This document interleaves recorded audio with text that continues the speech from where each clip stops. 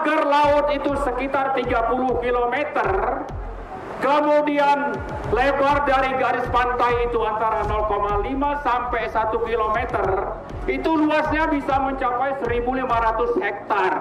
Kalau dijual per meter itu 60 juta, maka uangnya itu sekitar 900 triliun. Jadi ini bicara bisnis 900 triliun untuk kepentingan siapa? Tadi untuk kepentingan oligarki. Apa itu? Untuk kepentingan para pengusaha hitam yang bekerja sama dengan penguasa culas yang dipimpin oleh Joko Widodo dan juga sekian menteri yang sampai sekarang itu masih bercokol di kabinet Pak Prabowo.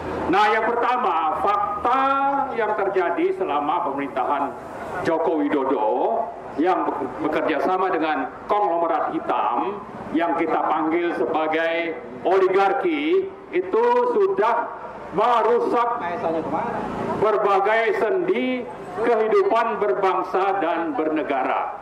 Kita boleh punya Pancasila sebagai dasar negara, punya Undang-Undang Dasar 1945 sebagai konstitusi bagaimana negara ini dikelola oleh penyelenggara negara. Nah, faktanya karena kepentingan oligarki hitam, Joko Widodo dengan para pengusaha hitam itu sudah melakukan kejahatan yang namanya state corporate crime. Jadi perbuatan kriminal ya yang disahkan secara aturan kebijakan undang-undang oleh negara untuk siapa? Untuk kepentingan siapa? Untuk kepentingan sempit ya kekuasaan oligarki dan juga untuk kepentingan Cina. Sehingga dengan begitu misalnya terjadi perampokan aset negara. Lalu ada perampokan aset milik rakyat, apakah itu sawah, lahan pertanian, empang dan sebagainya, termasuk mereka itu menindas rakyat. Itulah bentuk kejahatannya dan itu fakta di lapangan. Ini bukan omong kosong, bukan omon-omon. Faktanya seperti itu. Itulah yang terjadi sampai misalnya kita melakukan berbagai aksi berbulan-bulan di Banten ini, terutama untuk memprotes dan meminta supaya PSN PIK 2 itu dihentikan. Kenapa? Karena bukan saja tanah milik negara dirampok, juga milik rakyat, bahkan yang namanya laut pun dikafling-kafling. Ya, laut itu kalau panjang pagar laut itu sekitar 30 km, kemudian lebar dari garis pantai itu antara 0,5 sampai 1 km, itu luasnya bisa mencapai 1.500 hektar. Kalau dijual per meter itu 60 juta, maka uangnya itu sekitar 900 triliun. Jadi ini bicara bisnis 900 triliun untuk kepentingan siapa? Tadi untuk kepentingan oligarki. Apa itu? Untuk kepentingan para pengusaha hitam yang bekerja sama dengan penguasa culas yang dipimpin oleh Joko Widodo dan juga sekian menteri yang sampai sekarang itu masih bercokol di kabinet Pak Prabowo. Kabinet merah putih itu banyak itu menteri-menteri oligarki titipan dari Joko Widodo yang masih berkuasa di sana, termasuk yang namanya Kapolri misalnya. Maka dengan ini kita bisa memperhatikan bagaimana kita melakukan aksi itu justru nanti ada oknum-oknum polisi yang mengancam, ya misalnya menyampaikan surat pemberitahuan bahwa akan ada aksi itu diancam, diminta untuk tidak melanjutkan misalnya. Nah itu bukan salah yang di bawah, tapi salah yang di atas. Tapi tetap saja bahwa yang namanya Pak Prabowo itu harus bertanggung jawab. Kalau Anda dipilih rakyat dalam Pilpres, maka perhatikanlah suara rakyat. Karena itu hal yang kedua yang ingin saya sampaikan adalah kejahatan itu sudah sedemikian nyata. Ya, rakyat itu sudah ditindas, banyak yang sudah kehilangan mata pencaharian, yang susah hidup, yang banyak sertifikatnya diambil tapi belum dilunasi. Lalu misalnya empangnya sudah tidak berfungsi, kenapa ada sungai yang diuruk? Sawah tidak bisa dikerjakan karena sungainya diuruk misalnya. Ini dilakukan oleh yang namanya rezim ini. Nah, kita bicara daerah, ini saya kira lebih banyak hanya menjalankan perintah pusat. Karena itu, Pak Prabowo kita ingatkan, bersihkanlah kabinet Anda itu dari antek-antek oligarki peninggalan Joko Widodo yang masih bercokol di sana. Ada sekitar 9 sampai 16 menteri peninggalan Joko Widodo yang Anda harus bersihkan dari kabinet Anda kalau Anda ingin menegakkan keadilan yang dicantumkan dalam Pancasila. Jadi ada dua kali penyebutan kata keadilan dalam Pancasila yang 5 sila itu. Kalau Anda ingin menegakkan konstitusi, maka perhatikanlah itu, maka pecatlah menteri-menteri titipan para oligarki itu. Nah, yang berikutnya, saya ingin mengajak kita semua untuk melakukan perlawanan, menyatakan misalnya, kita kasih batas waktu kepada Presiden Prabowo. Anda milih siapa? Milih rakyat atau milih oligarki?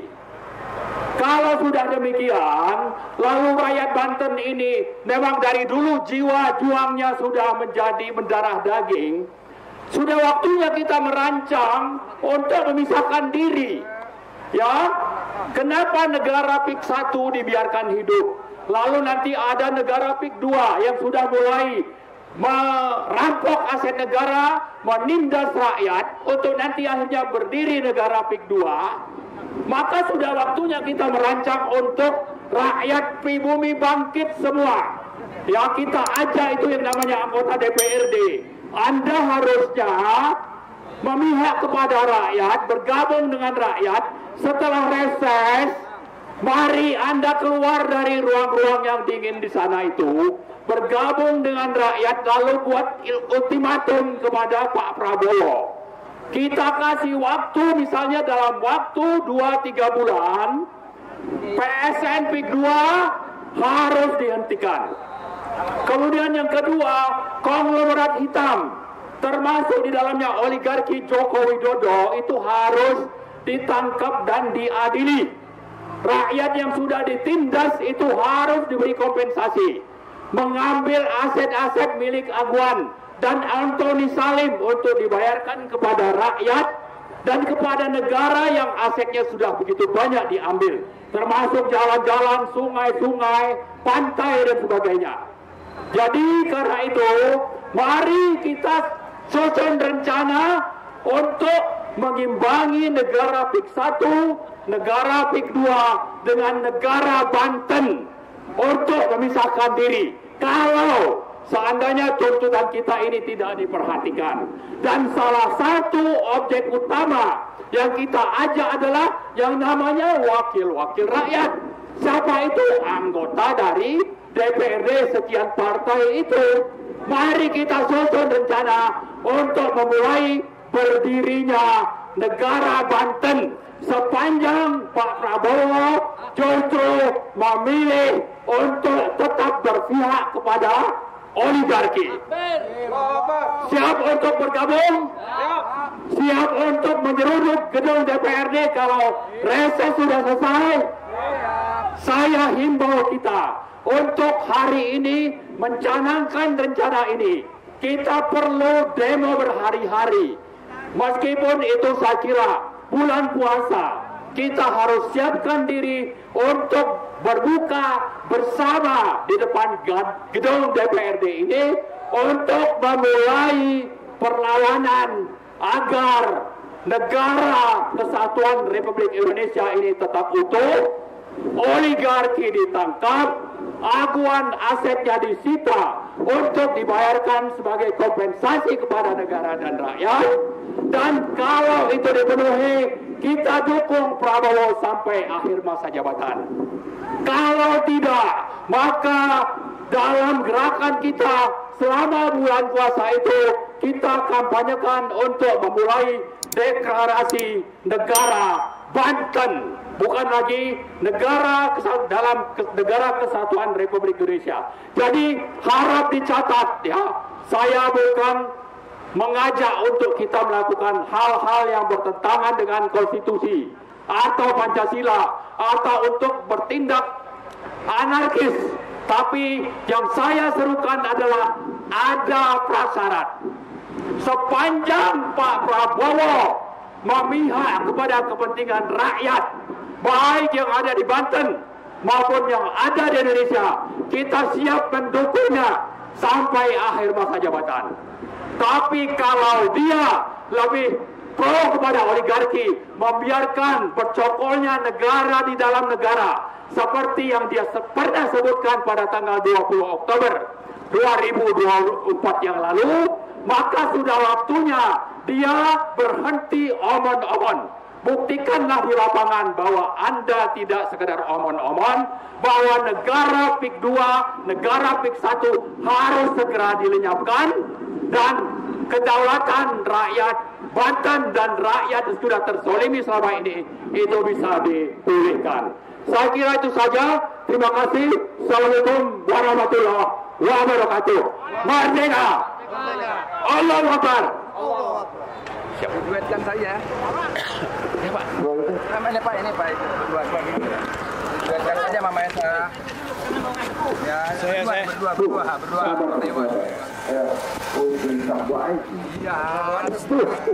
Sabar.